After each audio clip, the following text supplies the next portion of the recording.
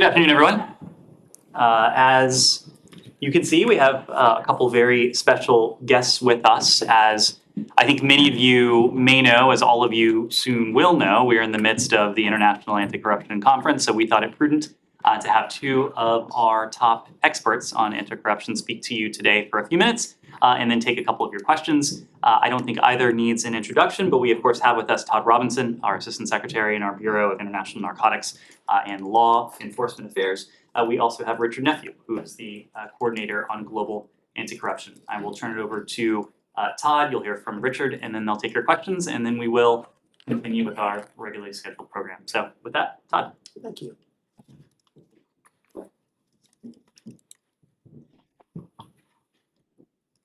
Hello, everyone.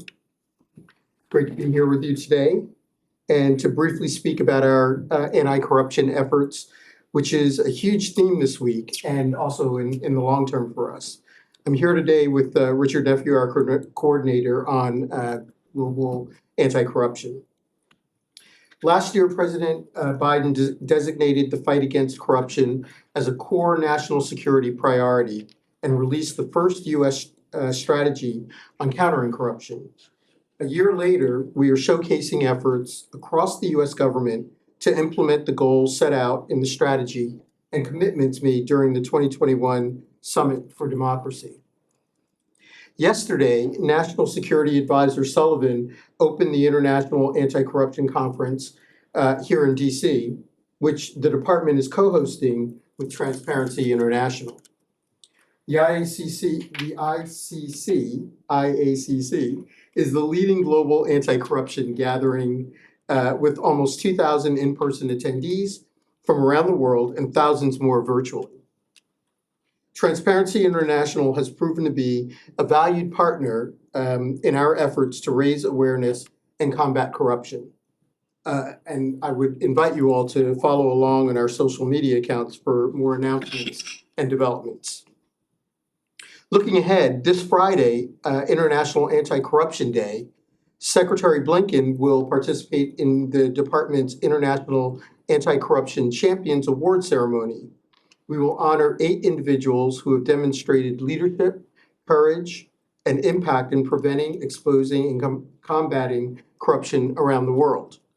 These individuals have been participating in a 2-week international visitor leadership program around the United States, and we're incredibly excited to have them here with us to take part in the event.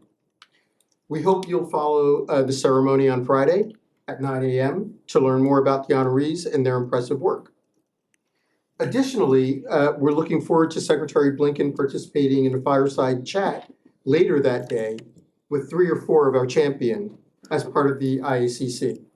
They will exchange ideas and lessons learned in their efforts to promote transparency and accountability in their countries and communities. Clearly, no country can effectively fight corruption alone. We are honored to work alongside anti-corruption champions all over the world, like those who will be recognized Friday, and with international partners around the globe to defeat corruption. With that, I'm happy to turn this over to Richard and look forward to taking any questions you may have. Thank you. Hello, and thank you so much, Todd, and thank you, Ned, for the opportunity to be here today as we recognize several important events in our global fight against corruption. As Todd noted, it was almost a year ago exactly when President Biden released the first ever U.S. strategy on countering corruption.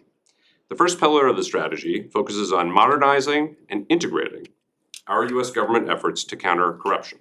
My position, which was established by Secretary Blinken last December, is a direct result of this aspect of our national strategy and a reflection of the President's elevation of anti-corruption as a core national security interest of the United States.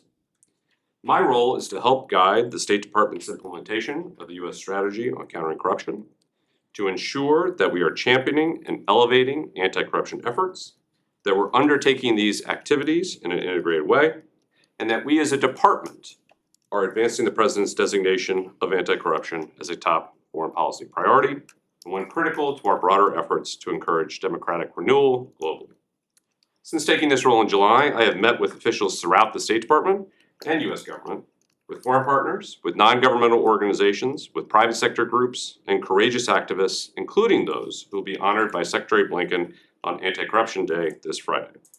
I have been truly inspired by the work that this dynamic coalition is advancing each day in the fight against corruption. This week's International Anti-Corruption Conference offers a perfect opportunity for these groups to come together and focus on the enduring challenges posed by corruption. Even as we point to real achievements, there is still much to do, and the impacts of corruption continue to be felt at all levels of society in countries all around the world. At the State Department, we'll be working to improve our policy coordination, make sure our foreign assistance is strategically focused, deploy all available tools to prevent and combat corruption, and ensure we, along with our partners, are implementing the international anti-corruption architecture that we've built over the last several decades. We're also paying particular attention to transnational corruption and kleptocracy. In all of these efforts, we will approach our task with humility and know that we must continue making reforms here at home, such as through rules related to beneficial ownership. We'll also continue to find inspiration in the contributions of anti-corruption advocates from around the world, like those who are gathered in Washington this week. Our efforts underscore the global nature of the corruption threat, one that impacts each and every country around the world, but also the global coalition that is working to fight and defeat corruption. Thank you very much for your time, and I look forward to taking your questions. Thank you. Nice of you to be doing this. What kind of yardstick do you use to measure corruption in a particular country? You know, especially countries like Iraq. I mean, I remember I was in Iraq at one time, and it was, I think, the most corrupt country in the world right after the American occupation. Yeah, so I would say actually you point to something that we're actually working on as well. One of the key priorities of Secretary Blinken is what we're calling the learning agenda, this idea that we need to engage in continuous research, knowledge development, learning, so that way we can try and understand better the dynamics that we're seeing and our responses to them. And so there are a number of different indicators that are already out there. You know, you have the Transparency International indicators that are out there about perceptions of corruption and others that exist as well. We're undertaking a pretty thorough review of how you measure corruption, how you measure your responses to it, and then trying to embed that kind of work into our anti-corruption efforts so that we know that we're actually having the impacts that we're seeking to have. If I may just follow up, you know, in a country like Venezuela, does politics enter into this because it's classified as one of the most corrupt countries and so on? But there's also, you know, there's a great deal of political differences with Venezuela. Does that ever factor into, let's say, a country's status? Well, no, again, the work that we're doing is focused on corruption as the problem as it is and attempting to measure that as a problem. I think, you know, some of the challenges that can be faced from a number of countries, in fact, result from the fact that there is endemic corruption, that there is autocracy, that autocracy is benefiting from corruption and so forth. So it may be that the relationship works actually the opposite way in terms of where you see a lot of these difficulties. You actually will often find corrupt actors and corrupt issues. Would you just mind bringing us up to date on corruption in Ukraine? And given the war over the last year, has the government been able to do much on fighting corruption, or has it been, distracted by the war and unable to do too much in terms of forward progress on getting corruption out of government? Yeah, I'm happy to give a first answer, and if Todd would like to weigh in too. What I'll say is that our Ukrainian partners are working very much on the issue of anti-corruption reforms. In fact, last evening I moderated a panel at the IACC that was talking about some of the work that's being done on anti-corruption reforms, the efforts that are being made by judges, the efforts that are being made by the officials that are investigating corruption. So I think there's a very real commitment to anti-corruption efforts, and we're seeing a lot of work being done. Yeah, I think the only thing I would add is the Ukrainians I've spoken to clearly want to get back on the anti-corruption reform effort once they get through the war footing that they're on now, because this is part of their European aspirations, and we support their aspirations to be closer to Europe. And then just one quick follow-up on that. What's your response to those who say that the history of corruption in Ukraine should raise alarm bells about providing them with too much support. What I would say is, part of the reason, we know that part of the reason Putin took the extraordinary and horrendous step that he did was because the current government was working hard to fight corruption, to reform its institutions, and make a change. And we were helpful in that. The Europeans were helpful in that. We have confidence that the aid that we're giving them is going in the right direction and being used appropriately. Yeah, thank you. Be remiss if I didn't point out that I don't remember who it was, but someone out there in the ether pointed out the appropriateness of having a senior official dedicated to fighting corruption, kleptocracy, and nepotism. His name is Rich Nephew. So just to point that out. I enjoyed that thoroughly, just to be clear. I never really occurred to me until it was pointed out, yeah. You talked about how you approach this with humility, and the idea that the United States also has to do its own. With that in mind, and bearing in mind that the new Congress that's gonna be coming into session in January, at least the leadership, the Republican leadership has pledged a whole lot of investigations into alleged corruption within the US government, some of which is at least tangentially related to the State Department. Are either of your offices preparing to answer some of the questions, allegation charges that are being made, or is this something that is being left entirely to DOJ?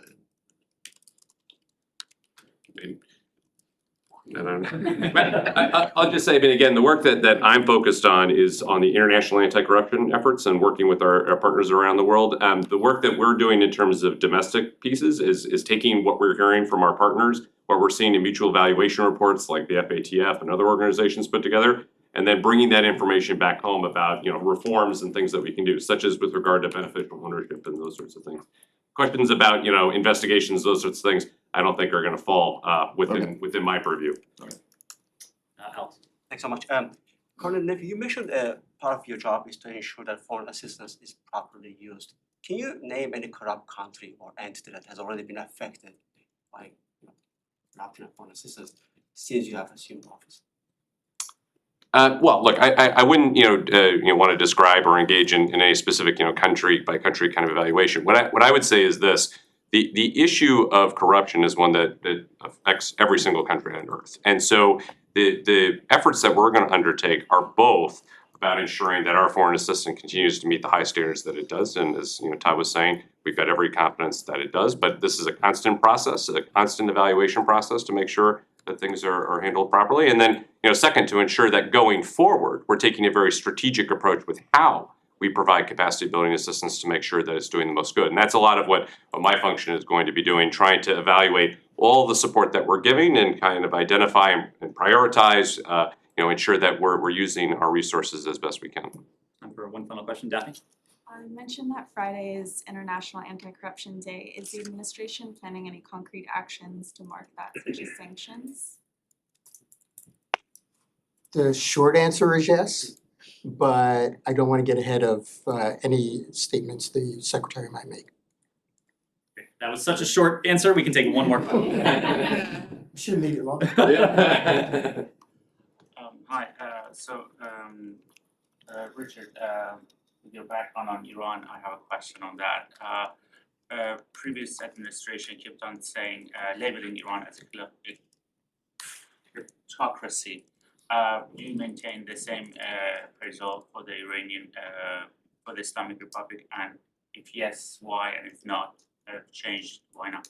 Yeah, I mean, again, I'll defer to Ned to speak on issues more focused on Iran issues and so forth. But I'll just say, again, I'm not gonna, speak to any specific country and specific concerns that we have there, but we've made clear in many different statements the broad range concerns that we have got with Iranian government policies and Iranian government practices and the nature of the government as well. And so I'll defer to Ned to any further answers on that. Great. Richard, Todd, thank you very much. Thank you. Come back soon. Thank you. Okay, before we get to your questions, we have a couple things at the top. Today, Iranians are observing the Day of the Student. It is a day that, for many Iranians, enshrines the freedom of speech and association and the role of university students in promoting those very freedoms. Today, Iran students continue to protest. We are aware of reports that security forces violently attack students who were rallying against today's visit by President Ibrahim Raisi to University of Tehran. The courage of the Iranian people is an inspiration to the world, especially the courage of the women, girls, youth of Iran who are leading these peaceful protests. Iran students and children are the very people who should be the future of their country. Instead, authorities are attacking them and arresting them by the thousands. As the people of Iran continue to peacefully protest and bear the violent ongoing crackdown, we will continue to stand with them to shine a light on the human rights abuses perpetrated by Iran's leadership. And next, as you saw yesterday, we welcome the December 5th signing of an initial framework political agreement in Sudan. We commend the party's efforts to garner support for this framework agreement from a broad range of Sudanese actors and their call for continued, inclusive dialogue on all issues of concern and cooperation to build Sudan's future. There is now a credible path to final agreement on forming a civilian-led government that would take Sudan out of its current political crisis. We respectfully urge all Sudanese stakeholders to seize this opportunity. Now more than ever, all political stakeholders and civil society actors must put Sudan's national interest above narrow personal and party ends. In support of the Sudanese people who continue to demand freedom, peace, and justice under a democratic government, and recognizing the fragility of democratic traditions, the Secretary announced an expansion of visa restriction policy under Section 212A3C, or the 3C policy, of the Immigration and Nationality Act to cover any current or former Sudanese officials or other individuals believed to be responsible for or complicit in undermining the democratic transition in Sudan, including through suppressing human rights and fundamental freedoms and the immediate family members of such persons. This should send a clear signal that the United States will promote accountability in an effort to prevent spoilers, whether military or political actors, who attempt to undermine or delay Sudan's democratic transition. With that, Right. any questions? Yeah, thanks, Ned.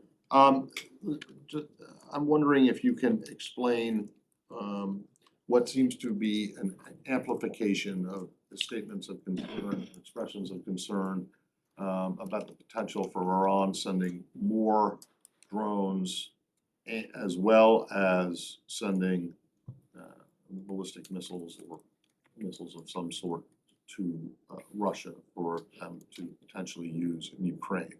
Are these concerns, which were started to come out again yesterday, they've been out there for a while, but then there seemed to resurface just yesterday, and then again this morning, are they based on any new intelligence that such deliveries are imminent or have already happened, or is this just kind of like a reminder to those two countries that you're watching? Matt, this is not a new concern of ours, and you referenced it in your question, but this is a concern that we have voiced very publicly since the summer. It is a concern that has come to fruition in the form of Iran's provision of drones, lethal drones to Russia, which in turn Russian pilots are using to attack Ukrainian civilians. We voiced our concerns that Russia could look to Iran for ballistic missile technology. We voiced our concerns that cooperation between Iran and Russia could extend into other realms, sharing know-how, expertise. I hesitate to say best practices, but perhaps worst practices when it comes to the suppression of peaceful protesters. These are the things that we're concerned about. We have spoken very openly about this partnership, and we've spoken about it openly because we believe it should be a concern not only for the region, but for the broader international community. It's why we contributed to a UN session over the summer to discuss Iran's UAV program. We've shared information with authorities in New York regarding our knowledge, the threat that we see from Iran's UAV program, and we'll continue to work with partners and allies around the world, including using our own authorities, to go after these proliferation networks in Iran, in Russia, anywhere they may exist, to try to disrupt this dangerous nexus and the flow of lethal assistance. Right, but do you have information or any kind of indication that there are actual shipments of ballistic missiles? Or anything beyond the drones that you've already seen being used? That those kinds of shipments are happening or are about to happen? I think you heard from my colleague at the White House this morning that we don't have any information to share at this point regarding current deliveries of ballistic missiles, but we know that Russia's brutal assault against Ukraine has forced Russia to expend its relatively scarce quantities of weaponry, including ballistic missiles. In turn, we have imposed these export controls on Russia in a fairly novel and especially painful way on the Russian military-industrial complex, such that Russia now certainly does not have the same access to the key inputs, the key raw ingredients it needs to indigenously produce some of its war-making capabilities and machinery, including ballistic missiles. So the concern remains that Russia may look to other countries, including Iran, to help replenish its stocks of ballistic missiles, just as we continue to be concerned that Russia continues to look to the DPRK when it comes to other forms of assistance for its illegal war against Ukraine. Is it the belief of this administration that Iran, a third world country that has been under maximum sanctions for many, many years, can actually produce enough drones and enough ballistic missiles to give Russia, who had pioneered rocketry and space and so on and all these things, tip the balance of the war? I wouldn't want to say tip the balance. Certainly that is not an assessment that we are offering. But Iran is a country that over the course of decades now has prioritized not the needs of its people, not its own economic development, but in many ways has used resources that have been scarce because of international sanctions owing to its range of malevolent actions in the region and around the world, using those scarce resources in a way that prioritizes some of its military elements, its support for proxies, its support for terrorist groups, its support for other destabilizing forces, its support for other malign actors in the region in a way that, in a sense, deprioritizes the needs of its own people. So the premise of your question, the second element of your question, is not something I would quibble with, because even though Iran would stand to perhaps use its revenues more judiciously and to invest in areas that would actually help the people of Iran, it has instead chosen to develop other elements of the state, including its security apparatus, in a way that has allowed it to provide what have become important contributions to Russia's war effort. Those contributions are all the more important because of the point I made just a moment ago. The export controls that we have leveled against Russia has left to some degree Russia much less able to indigenously produce the components it has used, it would otherwise seek to use in its brutal aggression against Ukraine. Could I follow up on one of your talkers, Sudan? Sure. Can I just say on Yes, Iran yes, first, Sure. one quick question, Sure. and Russia. So just to follow up on, this concern about the relationship, CNN and the Washington Post, I believe, had reported a few weeks ago that there was an intelligence assessment that Iran and Russia reached an agreement to start a production line of attack drones in Russia, with the blueprints and the components coming from Iran. So is there anything that you have to say on that specific aspect of the relationship potentially growing? There's nothing specifically on that report that I can say at this moment, other than the fact that Iran has made very clear, despite its public protestations to the contrary, that it is willing and able to provide UAV technology to Russia that Russia has in turn used against innocent civilians in Ukraine, that is more recently used against civilian infrastructure in Ukraine in an attempt to weaponize winter, to turn off the lights, to turn off the water, to attempt to freeze Ukraine and Ukrainians into submission. So I don't have anything to offer when it comes to potentially moving that production chain onto Russian soil, but The transfer of technology between these two countries is something that we're deeply concerned with. It is something that we are using various tools at our disposal to disrupt. Topic. Yeah, Same topic? Yeah, back to Matt's question. The new information is that Russia actually resumed using those drones as of today. You told us from this podium that you knew that you believe that they were possessing hundreds of drones. It was a couple months ago. If they're not running out of them, that means they are purchasing new ones. If your measures that you have taken have not prevented them from, sending new drones, are there other, let's say, stones that you have not looked under yet, or you are still seeking new tools to prevent them from sending their drones? So when we first declassified or released the information regarding Iran's provision of lethal UAV technology to Russia, I believe the term we used was at least dozens. So I'm not in a position to go beyond that, but Iran has indeed provided at least dozens and perhaps much more of these Iranian drones to Russia for use inside of Ukraine.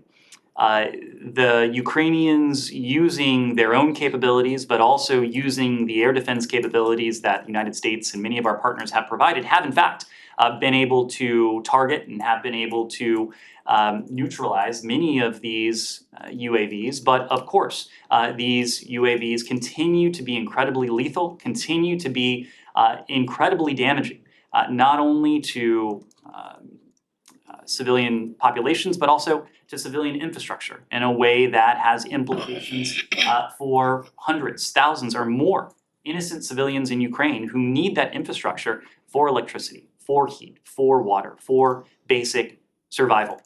So I couldn't offer any more on the inventory that Russia currently has at its disposal. But to your question, we are using relevant tools. We have used our sanctions authorities against Iranian targets, against Russian targets, and we're prepared to use them against any additional targets anywhere around the world that is part of this proliferation network that has allowed Iran to send this lethal, this very deadly technology to Russia. May I also get your reaction to put today's call on nuclear weapons a tool of deterrence in Ukraine?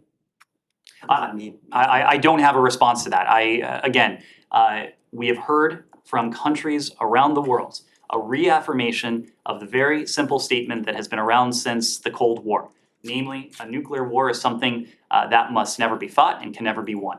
We have heard that from the PRC, we have heard that from India, we have heard that from our allies, we have reaffirmed it, and we've also heard it reaffirmed by Russia. We think any other rhetoric, whether it is nuclear saber rattling or even raising the specter of the use of tactical nuclear weapons, it's something that is irresponsible, it is dangerous, and it goes against the spirit of that statement that has been at the core of the nuclear non-proliferation regime since the Cold War. But it's also your assessment that risk of a nuclear war is on the rise, as Putin wants you to believe. Can you repeat that one more time? Putin said today that the risk of nuclear war is on the rise. Is that your assessment as well? Again, I'm just not going to get into our assessment. We think any loose talk of nuclear weapons is absolutely irresponsible. It flies in the face of the very statement that Russia formally signed on to in January of this year in the context of the UN Security Council. It flies in the face of the statement that we've heard from Russian officials even in recent weeks, reaffirming that very simple principle about a nuclear war. So that is what we continue to point to. Sean. Could I follow up on your comments on Sudan at the beginning? Sure. If not mistaken, it was $700 million was suspended at when the coup took place in October 2021. Does that remain suspended with the tentative agreement on Monday? Is there any timeline perhaps for when that could be restored potentially? There has been no change in our suspension of the emergency funding for Sudan. Of course, we are watching very closely. We welcomed the announcement that we saw from the parties. This was a very positive step. We still know that this is a process that is subject to spoilers and to those who would put their own personal agenda over the best interests of the Sudanese people.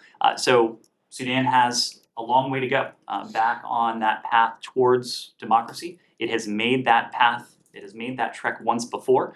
We are going to continue to stand with the people of Sudan who so clearly aspire to continue to advance down that path towards a democratic transition. We'll be there to support them along the way. Sure. Completely different topic unless somebody wants to follow up in Sudan. Peru. So that the ambassador Lisa Kenna, I believe on Twitter, made some comments just an hour ago or so. But could I get the State Department's take on what's happening? Is there a sense that this is a coup in the determination of the State Department? Is there a sense that this could that President Castillo's actions maybe won't go forward? Congress has already worked against. So you are correct that our ambassador in Lima, Lisa Kenna, did issue a short statement on Twitter. She made very clear that we categorically reject any acts to circumvent or to contradict Peru's constitutions. We categorically reject any acts that undermine democracy inside of Peru. This is not only a concern of the United States, it is a concern that we share with our partners. They have raised this at the OAS within the Organization of American States. Under the Inter-American Democratic Charter, we share a hemispheric commitment to upholding democratic values, human rights, and the rule of law. I noted that it was in Lima itself where the Inter-American Democratic Charter was signed more than 10 years ago, more than 20 years ago, excuse me. We understand that many of the deputies within Pedro Castillo's government have since resigned. We understand that Congress has since taken action to impeach Pedro Castillo, but we will continue to support the people of Peru. We will continue to stand against and categorically reject any acts that contradict Peru's constitutions, any act that undermines democracy in that country. Sure. Appreciating that this is very new, this is just in the past few hours, but is there any intention of the United States to actually take some sort of punitive action, whether it's toward Castillo or toward the president? Well, my understanding is that given the action of the Congress, he is now former President Castillo. The virtue of democratic systems around the world is the fact that they are self-correcting. And we continue to watch these events very closely. They are fluid, but it seems that Peru's Congress has taken a corrective action by, it seems, that impeaching Pedro Castillo. We'll continue to watch developments closely as they unfold, and we will act in accordance with the wishes and the aspirations of the Peruvian people. Thanks. Unless anybody else wants to jump in, just something completely different as well. Afghanistan, public executions are back. Does the United States have any take on that? We've seen the reports that the Taliban has ordered judges to impose their interpretation of Sharia law. That includes public executions, it includes amputations, it includes floggings. We've seen the reports of a public execution today. We've seen despicable videos that have circulated online in recent days regarding some of these tactics. This indicates to us that the Taliban seek a return to their regressive and abusive practices of the 1990s. It was an affront to the dignity and human rights of all Afghans then. It would be an affront to the dignity and the human rights of all Afghans now. It is a clear failure by the Taliban to uphold their promises. Afghans continue to reject these actions by the Taliban. And we're closely watching the Taliban's treatment of the people of Afghanistan, as we've said, both publicly, but also in our private engagements with the Taliban. Their relationship with us, with the international community, depends entirely on their own actions. It depends largely on their actions when it comes to human rights, when it comes to the rights of all Afghans, when it comes to the rights of women, girls, minorities, and other marginalized communities in Afghanistan. So, all right, so are you starting to get the message then that when you were claiming a year and a half ago that the Taliban were interested in a better relationship with the outside world, and that when you left that they would do, are you starting to get the idea that you were wrong? Matt, the Taliban, and I'm not going You were to... told by pretty much everyone that they didn't care what the rest of the world thought about them. And you kept saying, not just you, not you personally, the administration kept saying, well, they say they want a better relationship and we're gonna take them at their word. Well, that appears to have been a mistake, doesn't it? So Matt, it is undeniable that the Taliban continue to seek relations with countries outside of Afghanistan. It is equally undeniable that despite what any individual actor within the Taliban movement might want, the Taliban needs relations with the rest of the world. This is a country that has been able to subsist for decades now with a hefty dose of international aid, development assistance, humanitarian assistance. The people of Afghanistan and Afghanistan itself would not and will not be in a position to have prosperity, stability, without continued international assistance. The United States is doing our part by providing humanitarian assistance to the people of Afghanistan, of course circumventing the Taliban in doing so. But the Taliban recognize and know full well that if theirs is to be a movement that is to lend any degree of prosperity, of stability to the country, whether they like it or not, they will need to have relationships with countries outside of Afghanistan. Yeah, but the point is they don't care. So I- why do you keep making the point that if they want to have a functioning, you know, a prosperous society with equal rights for everyone, that they need to have a relationship with the outside world?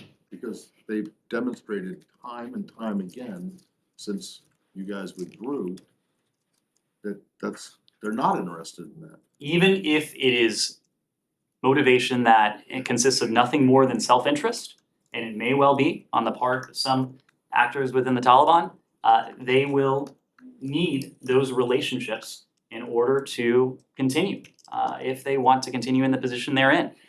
It is our message consistently to them that the relationship that they've made very clear that they wish to have with the United States, countries that we consider allies and partners, if they wish to have any semblance of improved relationship with us, it will depend entirely on their conduct. It will depend entirely on what they do when it comes to those areas that are in our national interest. Human rights is a core interest of ours. The rights of women and girls, it's a core interest of ours. Safe passage, counterterrorism, the Taliban's ability or willingness to form a government that is representative of their people. We are looking to all of these things, and we'll continue to do that as we chart our own potential engagement. I'll take you at your word that they've told you that they want to have a better relationship, but given the conditions that what you've just said, isn't it clear to you now, or haven't they demonstrated over the course of the past year, that they don't care? It is. They don't want really a good relationship with the United States, or in fact any other Western country, that they just don't care. They have demonstrated to date that they are unwilling or unable to live up to the commitments they have made, not only to us, not only to the international community, but most importantly to the people of Afghanistan. They are going to be accountable at the end of the day to the people of Afghanistan. We will continue to support the people of Afghanistan against circumventing the Taliban with our humanitarian assistance, but for any semblance of improvement in that relationship, in any relationship we might have with the Taliban, in any relationship other partners or allies of ours might have with the Taliban, it will depend entirely on what they do in those key areas. Yes. So we've also seen a rise of violence in Afghanistan.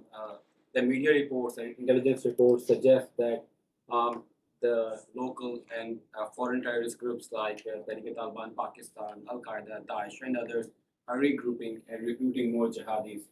So, while Taliban has also failed to fulfill their commitments regarding not providing safe havens to these terrorist groups, what are your thoughts? Well, our thought is, again, that the Taliban are either unable or unwilling to live up to the commitments that they've made in a number of areas. One of those areas is the commitment they have made to counterterrorism, to seeing to it that Afghanistan does not once again become a haven for international terrorists, a launch pad for attacks against countries well beyond its borders. That is an interest of ours. We also have capabilities when it comes to counterterrorism in the region that does not leave us entirely beholden to the Taliban. We demonstrated those capabilities in recent months with the killing of the now deceased Al-Qaeda emir Ayman al-Zawahiri, making good on the pledge that you have consistently heard from President Biden since the withdrawal of military forces from Afghanistan last year, that we will take action if we see international terrorists regrouping in Afghanistan. We will take action in a way that protects our interests. It is, of course, our broader goal to see to it that terrorists and others aren't able to use Afghanistan as a launch pad for attacks on Pakistan. Of course, we've seen other groups also active. You mentioned the TTP, among others. We are determined to work with our partners in the region, including Pakistan, to do what we can to take on the threat of terrorism in the region, and certainly the threat of terrorism that extends well beyond the region. So the current situation of Afghanistan is a security threat to the whole region, especially to Pakistan. We have seen some security cooperation between the United States and Pakistan, but that cooperation was suspended during the Trump administration. Is there any update on that? What is the state of that security cooperation that was suspended in Trump? Well, as I alluded to just a moment ago, Pakistan is an important partner in a number of respects. We value that bilateral relationship. We welcome opportunities to expand cooperation in areas that are of mutual interest to us and to Pakistan. That, of course, does include when it comes to counterterrorism. Pakistan does receive grant assistance from the International Military Education and Training Program.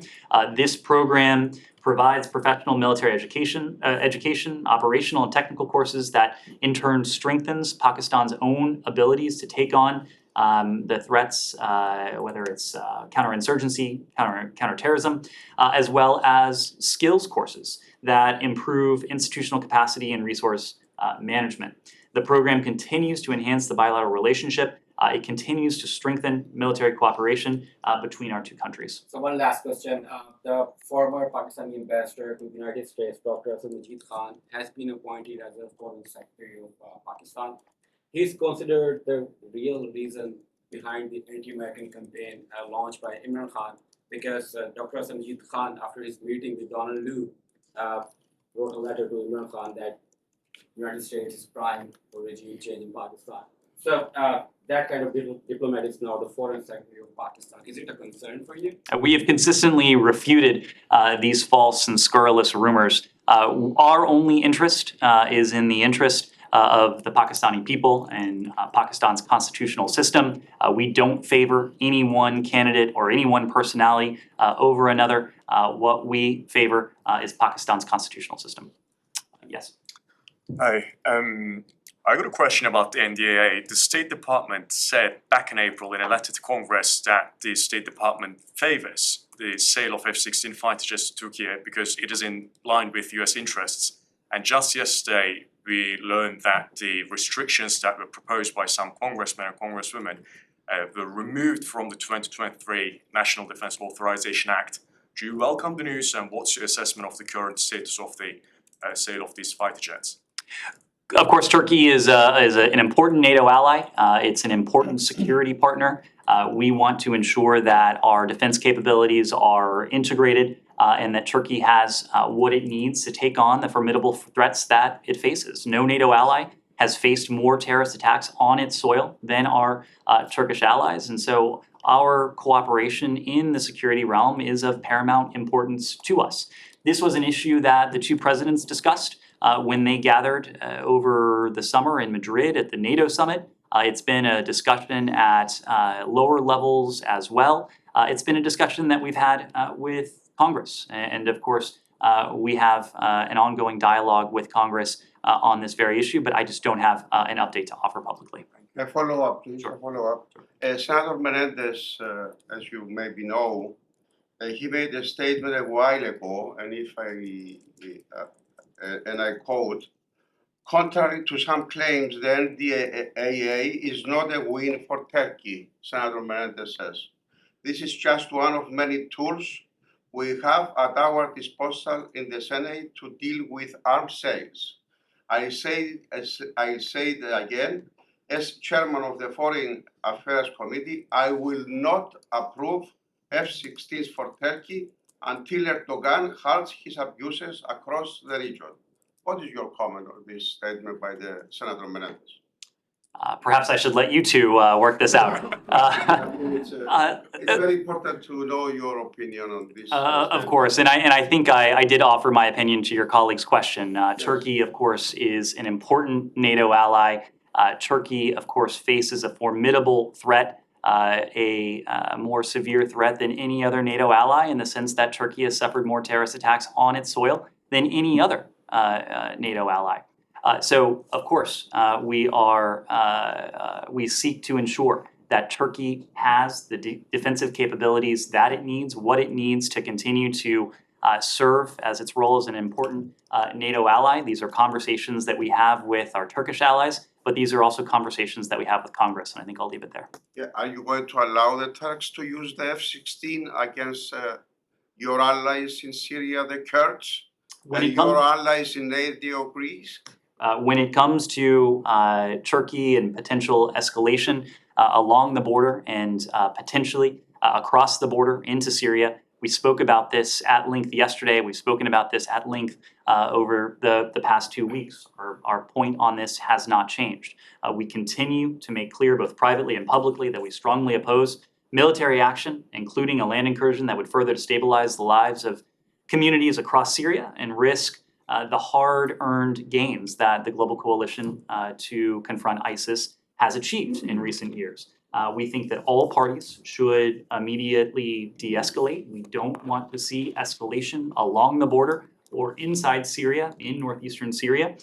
It would be not only it would put not only the hard-won gains of the counter-ISIS coalition at risk, but it has the potential to put our own personnel, U.S. personnel, at risk. The foreign minister of Turkey, Mr. Çavuşoğlu, said yesterday that they are going to attack Greece. Are you going to allow this? Of course, we urge any disagreements between our NATO allies to be worked out diplomatically between them. Greece is an important ally. Turkey is an important ally. We are continuing to work with all parties to de-escalate tensions in the region when it comes to Turkey, when it comes to Syria, and when it comes to other heightened tensions in the region. Yes, Daphne. On Nigeria, Reuters reported today that since at least 2013, the Nigerian military has conducted a secret, systematic, and illegal abortion program, ending at least 10,000 pregnancies. The abortions were mostly carried out without the person's consent. Do you have any reaction to this, and will you be raising this with Nigerian authorities? My reaction to it in the first instance was a personal one, in that I read it and was deeply disturbed by it. It was a harrowing report. It's a concerning report, and for that reason, we are seeking further information. But I just don't have anything to offer at this time. Said. Yeah, thank you. Very quickly, last November 15th, the Israeli press reported that the FBI was launching an investigation, its own investigation into Shireen Abu Akleh. I was wondering if there had been any communication between the FBI and you. Where are we with this effort? So for any communication, and your question was communication between the State Department? The State Department and the FBI, have they asked for your help? Have they asked for any information? Well, the FBI, of course, is a law enforcement agency. So if there were a law enforcement investigation, typically the FBI would work with the country or the entity in question. I'm not in a position to speak to any ongoing investigations, of course. I also couldn't speak to any correspondence between the State Department and the FBI. Okay, but if I recall, it was your statement on July 4th that basically, said that the Israeli is responsible, but the intention was not there, right? I mean, that would be some sort of material for the FBI to sort of, discuss. You're referring to a statement that we issued on July 4th of this year that summarized the findings of the U.S. Security Coordinator. Whether any law enforcement entity is speaking to the Security Coordinator about those findings, I just couldn't say. Yes. From Japan. Earlier this week, Prime Minister Fumio Kishida decided to increase the country's defense spending by about 50% in the next 5 years. This decision is coming from growing geopolitical risk in the East Asia, like PRC, for DPRK. How do you evaluate in terms of a US prospect In terms of, from US standpoint of so there is no question that Northeast Asia has become a more dangerous neighborhood. And there are a number of threats that contribute to that, but none more so than what we've seen from the DPRK. Not only over the course of recent weeks, when the pace and the scale of its provocations, of its launches, of its tests, of its rhetoric has intensified, but also in recent years. We know that in the absence of the DPRK's willingness to take us up on the offer of dialogue and diplomacy, that what is most important is coordination and defensive and deterrent steps with our allies in the region. And there are no more important allies in the Indo-Pacific than our allies in Japan and in the Republic of Korea.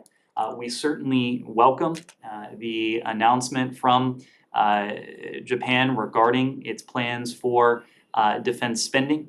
We work closely with Japan across the broad array of areas, and security is certainly one of them. And the security challenges that we face, and the fact that those security challenges have become more acute as a result of the DPRK's provocation and the danger and destabilizing influence it has on the region, our security cooperation has in turn deepened as well as we seek to protect in a defensive way our own interests, the interests of our allies as well. Yes. If I could switch gears to President Xi's visit to Saudi Arabia this week, how does the U.S. view that trip, and how concerned are you that China is seeking to expand its reach in the region beyond trade and into security? Well, we don't often comment on the visits of foreign leaders to third countries. Of course, Saudi Arabia has a relationship that with the PRC. We have a relationship with the PRC. Of course, President Biden traveled to the region to meet with our GCC partners and with our Saudi partners a number of months ago now. It's not for us to say what any particular bilateral relationship around the world should look like. The point that we've made consistently over the course of this administration is that we're not asking countries to choose between the United States and the PRC or any other country for that matter. We are not asking countries around the world to choose between us and any other country. We are seeking to give countries around the world choices. And we are speaking affirmatively about the choice that the United States presents to partners around the world, including to important partners in the Middle East. Countries, of course, are going to make their own sovereign decisions about their foreign policy, about their relationships, about their systems of partnerships and alliances. Our goal is to give countries the most attractive choice and to make the United States the most attractive choice in terms of what we bring to the table, to make sure that they know what that is, they know what our comparative advantage is, and that they can in turn make informed decisions about their partnerships and their partnerships. There is no country, I think it is fair to say, that brings more to the table when it comes to building coalitions, building partnerships, and importantly, when it comes to the Middle East, integrating the defensive capabilities that are so important, so vital to many of our partners across the Middle East than the United States. These are issues that we speak to our Middle Eastern partners about regularly, and we'll continue to have those discussions about how we can work together in all of those areas. Just on a related note, it's been about 2 months since OPEC Plus announced its supply cuts. President Biden vowed consequences. Is the administration currently considering any retaliatory actions?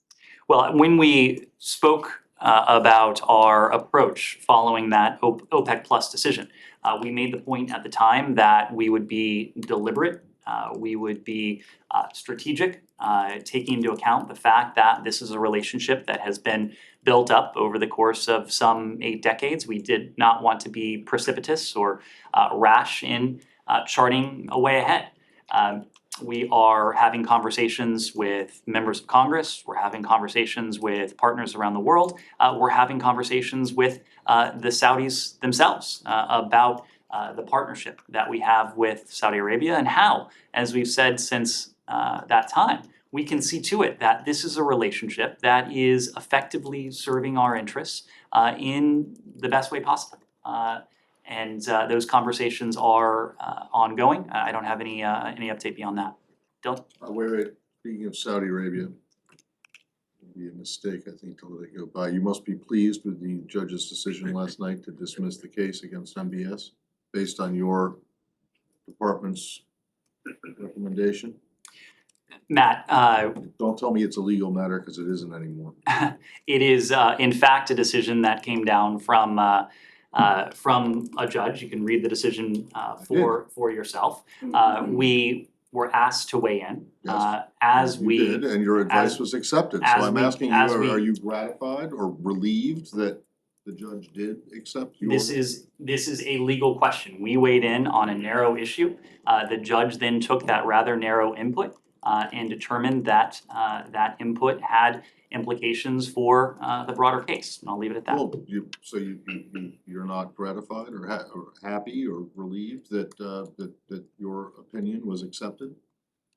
And the case was thrown out? We did not offer an opinion on the case. We offered an opinion on the very narrow question that was put before the Department of Justice and in turn the Department of Do you have any State. reaction to the judge accepting your very narrow opinion? I don't. Can I ask another Okay. question, please? I'm not gonna weigh in on a ruling that Well, I'm was, not asking you to say whether you thought it was right or wrong, but I'm just asking you to say if you thought, if you're pleased that he agreed with you. the question we were asked was not about the merits of the case. It was not about the case more broadly. The question we were asked was a very narrow question about Is it not the case that had sovereign he not immunity. accepted the claim of sovereign immunity, which you suggested was, which you said he merited, given his position, is it not the case that it would have complicated things for the administration? This is a legal question. We weighed in on that narrow legal question. The judge in turn made a ruling that used that input. I'm just not going to weigh in on that particular ruling. Yes, Dylan? Yeah, question on China and election influence.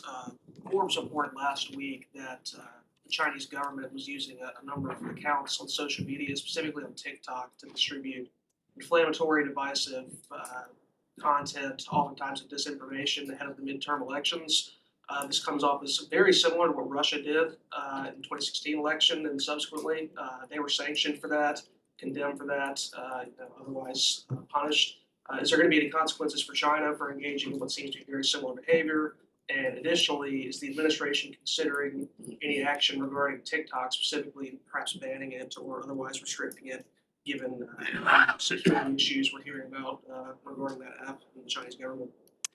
Two parts of your questions I need to be careful about, both parts because of equities that reside outside of this building. On your first question, the Office of the Director of National Intelligence conducts a review in the aftermath of elections, midterm elections and presidential elections in this country. I'm not prepared to speak to that. I don't believe that their report has been finalized or released yet, so I'll refer to the ODNI when it comes to what they saw or what they did not see when it comes to potential foreign influence in the 2022 midterm elections. We did, however, see, and you may have seen as well, the Cybersecurity and Infrastructure Security Agency, CISA's joint bulletin on October 6th of this year. They put out a public service announcement with the FBI that detailed foreign actors' likely use of information manipulation tactics in advance of the midterm elections. And I would refer you to that report for the assessment prior to the elections and of course to the ODNI for the report in the aftermath of the elections. When it comes to TikTok, the platform you referenced, I also need to be careful here because this is a matter that I would need to refer to my Commerce Department colleagues to weigh in on. But I will say that we are always concerned about foreign actors' potential use of technology to leverage the personal or potentially private information of American citizens. We work very closely with allies and partners around the world to make sure that we appropriately safeguard the personal information of Americans and to see to it that countries or entities that would seek to use it in a less than benign way don't have access to it. Do you trust that the CCP is not gonna, given that TikTok is essentially a state-owned application by the CCP, do you trust that they're not doing anything nefarious with data they're presumably reportedly gathering on millions of Americans? I would not go that far. One last question, Okay. please. Turkey is under CAATSA sanctions, correct? That is correct. Because they bought the system from Russia. That's correct. Can you tell us how a sale of F-16s is compatible with being sanctioned? How are you going to give them the F-16s? Are you going to lift the sanctions? So again, I'm not in a position to go beyond what I told you and your colleague just a few minutes ago. Turkey's desire for F-16s is something that we have discussed, including at the most senior levels with our Turkish allies, but it's also something that we're discussing with the Hill. We want to make sure that any decisions, any moves that are made are consistent with our national security interests and are consistent with the shared security objectives that we also have in common with our Turkish allies. So not in a position to go beyond what we said, but we continue to discuss it. Yeah, but the sanction, are you going to lift the sanctions? This is the question. You're asking a hypothetical question and just Okay. not going to weigh in on that. Thanks. Thank you.